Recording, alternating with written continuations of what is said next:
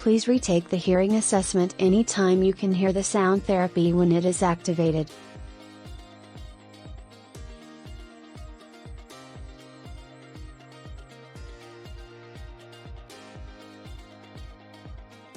Take your hearing assessment in a very quiet room, staying away from windows or ambient sounds. This includes your electronics and large appliances like an AC unit and refrigerator. Use the same headphones or hearing aids for both the hearing assessment and sound therapy. Set each slider to the just inaudible level. To do this, find the last audible level for each frequency and then move it down another 2 to 3 decibels.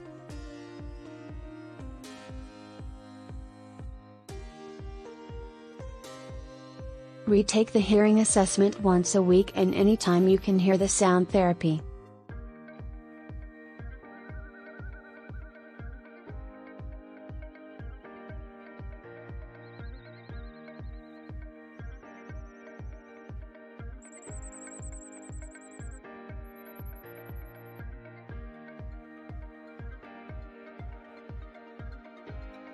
When set up correctly, the sound therapy should be just inaudible.